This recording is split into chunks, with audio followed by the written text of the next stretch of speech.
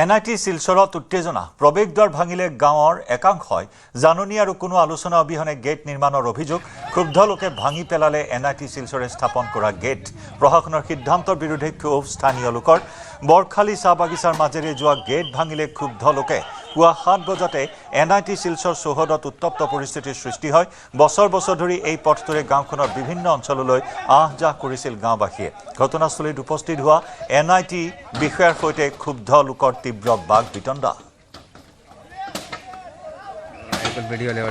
जो authority management है और टोटली गांव वाला से बिना डिस्कस किए हुए रास्ता बंद किए हैं।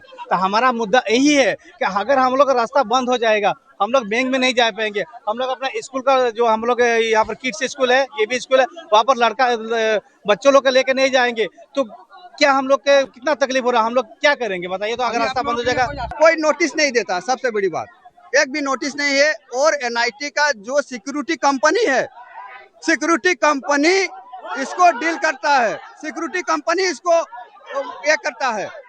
एनआईटी की अथॉरिटी सामने नहीं आना चाहता है। सिक्योरिटी कंपनी आज कल चला जाएगा रास्ता बंद कर तो हम गांव वाले कहाँ जाएंगे।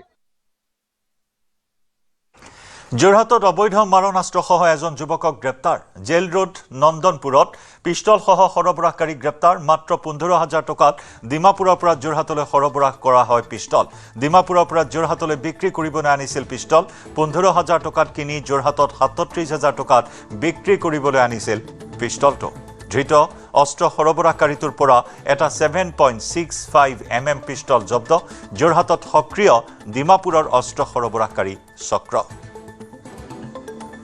যোৰহাট আৰক্ষীয়ে পুনৰ সফলতা লাভ কৰিছে। আমি দেখুৱাই ল'ব বিচাৰিছোঁ যে এটা 7.65 পিষ্টল এজন যুৱকৰ পৰা যোৰহাট আৰক্ষীৰ যি যান বাহন শাখাৰ পৰিদৰ্শক উৎপল বৰাৰ নেতৃত্বত অহা এটা আৰক্ষী দলে উৎপল দত্তৰ নেতৃত্বত অহা এটা দলে ধৰিবলৈ সক্ষম হৈছে। আমি দেখুৱাইছোঁ এটা 7.65 পিষ্টল সজীৱ গুলী আৰু এনেধৰণে ইতিমধ্যে জব্দ কৰিছে যোৰহাটৰ নগৰৰ জেল ৰোডৰ নন্দনপুৰৰ পৰা। আৰু যিগৰাকী ব্যক্তি সঞ্জীৱ আপোনাৰ নামটো কি আছিলে?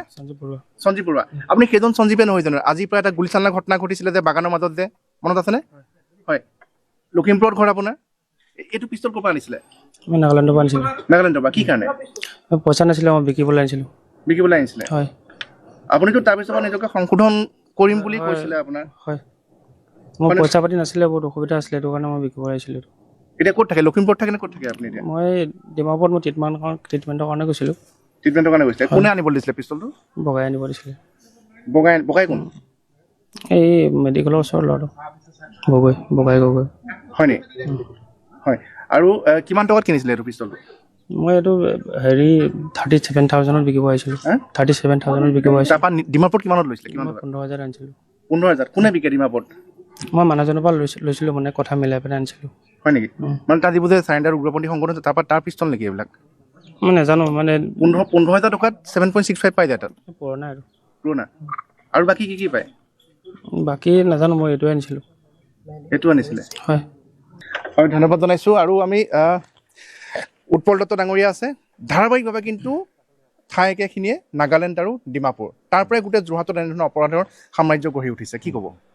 গোটেই বস্তুটো স্বীকৃতি আমাৰ মই আগতেও কওঁ এতিয়াও কওঁ আমাৰ সন্মানীয় এছ পি ছাৰৰ তেওঁৰ নিৰ্দেশনা মতে তেওঁৰ ডাইৰেকশ্যন মতে গোটেইখিনি আমি কৰিবলৈ সক্ষম হৈছোঁ।